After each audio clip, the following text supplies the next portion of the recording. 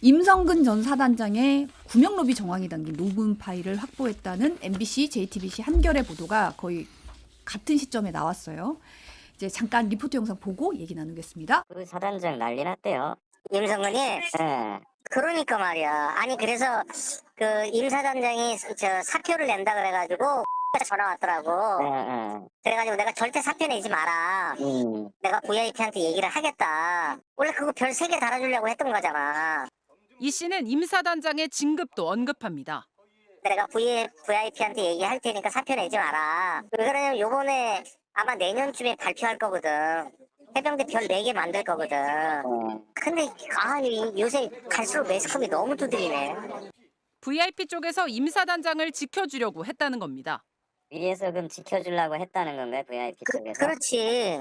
그런데 이 언론이 구명로비 정황이 담긴 녹음 파일은 또 있습니다. 올해 3월 4일 통화입니다. 공익신고자가 임 전 사단장이 최상병 순직 사건에 책임이 있는 것 같다고 하자 이 씨가 그러니까라며 맞장구 친 뒤 이렇게 답합니다. 그러니까 쓸데없이 내가 거의 개입을 돼가지고 사표 낸다 그럴 때 내가 그럴 거. 사실 단톡방이 있었어요. 단톡방이 있었고 임성근 전 사단장은 없는 단톡방에서 임 전 사단장과 골프 모임 추진하자 이런 얘기가 있었죠. 이 이야기를 주도한 사람은 이제 해병대 출신 전 대통령 경호처 직원인 A 씨라고 알려져 있는데 이분이 이제 얘기를 했는데 물론 골프는 성사되지 않았다고 합니다. 그런데 그 방에 이제 이모 씨가 있었고 이 대화를 한 이모 씨가 있었고 이 단톡방이 그러면 이 구명로비의 단초가 될 거냐 아니냐 이런 얘기가 오갔잖아요. 그러기엔 좀 구멍이 많다. 어떻게 확인을 해야 된다. 이런 얘기가 오갔는데 지금 VIP가 처음으로 언급된 녹음 파일이 나온 거예요. 어떻게 보세요? 자, 그 단톡방 얘기를 저희가 2주 전에 이 방송에서 했었죠. 네, 그러면서 그때 골프 모임은 결국 성사가 안 됐고 임성근 사단장은 이 블랙펄 인베스트먼트 대표 이모 씨를 모른다고 하는데 충분히 모를 수 있다. 왜냐하면 골프 모임 성사가 안 됐고 주선했던 사람은 이모 씨가 아니라 A 씨고 그러니까 못 봤을 수 있다라는 얘기를 지난번에 했었고 그 사이에 이제 어떤 일이 있었냐면 그 단톡방 멤버 중에 그 변호사가 한 사람이 있어요. 그 변호사의 신분에 관해서 논란이 있었는데 그 후에 공익 제보를 한 걸로 지금 알려졌어요. 언론 보도에 의하면. 네. 그래서 제가 이 변호사가 어떤 인물인지는 이제 더 이상 말하지 않겠습니다. 그런 상황에서 이 그 블랙펄 인베스트먼트 이모 씨하고 공익신고자인 변호사 간의 녹음 파일이 지금 방금 우리 본 것처럼 보도가 된 거예요. 그러니까 이 공익신고자는 대통령실 관계자는 아닙니다. 외부 인사인 거죠.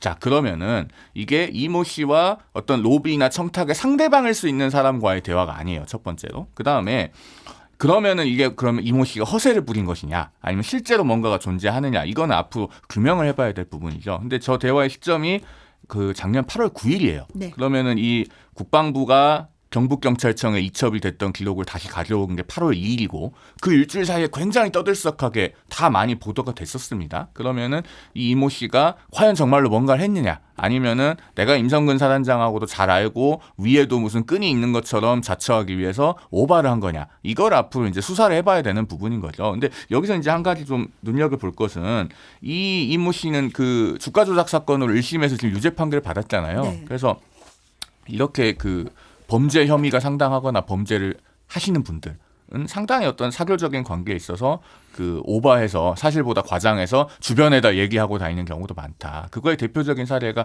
장시호 씨입니다. 이번에 그 4명의 탄핵소추안이 발의된 검사들 중에 김영철 검사라고 있잖아요. 그 장시호 씨가 자기가 마치 그 김영철 검사하고 굉장히 어떤 긴밀하고 적절하지 않은 사적 관계에 있는 것처럼 그렇게 얘기를 하고 다녔다가 사과 문자를 보낸 게 공개가 됐잖아요. 뭐 제 뒤에서 돌봐주는 사람이 있다는 걸 과시하기 위해서 제가 너무 큰 거짓과 너무 나쁜 말을 지어냈다. 인정받고 싶어서 검사님이 매일 저하고 통화하는 것처럼 말하고 다녔다. 이 문자가 공개가 됐는데 저는 이 대표라고 하는 사람도 그럴 가능성을 배제할 수 없기 때문에 지금 사실관계를 앞서 나가서 단정할 것은 아니고 앞으로 공수처가 수사해볼 부분이라고 생각합니다. 저는 이제 지난번에 멋쟁 해병 말씀하신 그 카톡방 해병대 출신의 인사들 여기에는 여사의 계좌를 관리했던 블랙펄 인베스트먼트의 그 이종호 대표죠. 어제 뭐 제에선 이름을 다 공개를 해서 이종호 대표. 제인은 이름을 다 공개를 네, 했습니다. 이종호 대표.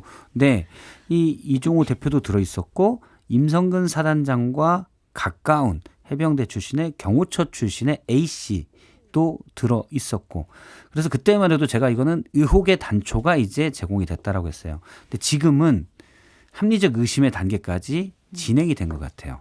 잠깐 말씀을 드리면 그러니까 지난해 7월 31일 날 대통령이 왜 그렇게까지 경로했냐. 뭐 가끔 경로하시니까 그냥 했다고 볼 수도 있겠지만 그 다음에 8월 2일 날도 보면 대통령뿐만 아니라 국방부 장관, 차관, 안보실장, 안보실 차장 많은 사람들이 전방위적으로 움직였죠. 이 수사 서류를 다시 가져오기 위해서 움직였잖아요. 그러면 임성근 사단장이 누구길래 그냥 투스타인데 그냥 뭐 좀 안 좋게 돼도 와 그냥 뭐 일이 이따위로 처리했어 하고 넘어갈 수 있는 걸 다시 빼돌리려고 대통령실이 전방위적으로 움직였단 말이에요. 그러면서 나온 설이 이제 그냥 대통령이 원래 그럴 스타일 수도 있다. 이게 단순 경로설이에요. 그다음에 또 하나는 누군가의 민원이 있었다. 임성근 사단장을 옷 벗지 않게 해주세요. 이게 가설이었습니다. 민원설이었습니다. 구체적으로는 사실은 여사가 민원한 게 아니냐는 설이 있었죠.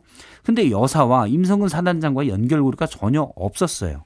그러니까 블랙펄 인베스트먼트가 처음에 나왔는데 이분이 여사랑은 관련 알 수 있지만 임성근 사단장은 관련 고리가 없었는데 지난번 해병 단톡방이 나오면서 연결고리 하나가 있기는 있게 된 겁니다. 하지만 그 연결고리로 뭐가 작동을 했냐, 구명운동이 작동을 했냐 이건 몰랐거든요. 연결고리만 있었기 때문에 제가 그때는 의혹의 단초라고 얘기했던 거고 근데 이번에는 이게 작동이 된 걸로 보여요. 구명운동이 실제로. 제가 눈여겨보는 단어는 마지막 녹취했던 개입입니다. 개입. 당시 8월 9일 날 이 변호사 이 공익제보자가 얘기를 하죠. 사실 도의적으로 사표를 냈어야 되는데 이거는 이제 올해 3월 녹취예요. 이 내용은. 죄송합니다. 예. 올해 3월 4일 통화입니다. 근데 여기에 그러니까 내가 쓸데없이 거기에 개입이 돼가지고라고 얘기를 하잖아요. 네. 그냥 가만히 있었으면 임성근 사단장 옷 벗고 끝났을 텐데 괜히 내가 개입해서 문제가 커졌구나라고 해석할 수밖에 없어요. 그럼 개입은 뭐냐? 옷을 안 벗게 본인이 앞서 지난해 8월 9일 얘기한 대로 개입을 해서 VIP에게 구명 운동을 해서 이게 당시 수사서를 회수하게 됐고 결과적으로 박정훈 대령은 항명죄로 기소가 되고 이런 큰 사단이 난 거죠. 쉽게 말해서.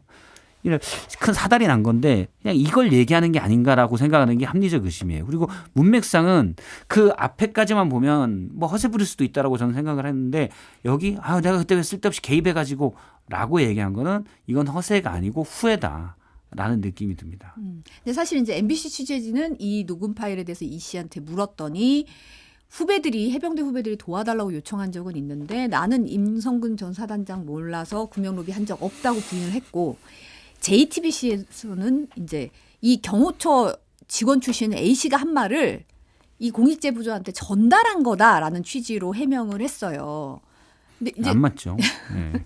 일단 공수처가 이것은 공익제보자 그 모 변호사 어제인가 지금 조사했다고 하잖아요. 어제 공수처 조사 어제 조사했다고 하니까 앞으로 이 부분에 대해서 뭐 A 씨도 부르고 뭐 이모 씨도 부르고 그렇게 해가지고 밝혀보지 않겠습니까? 그 부분 결과를 한번 기다려보죠. 이제 규명돼야 될 사안인 것 같고. 예, 이종우 씨 핸드폰을 보면 누군가에게 전화한 통화 기록이 있을 것이고 그러니까 지난해 7월 말, 7월 말까지도 안 갈 거예요. 그 전에 경로 만약 가설이 맞다면 경로 전이니까 7월 하순 정도가 되겠죠. 18일 이후고 하니까 그런 걸 보면 될 것 같고 이런 것들이 빨리 조사가 돼야 될 것 같아요.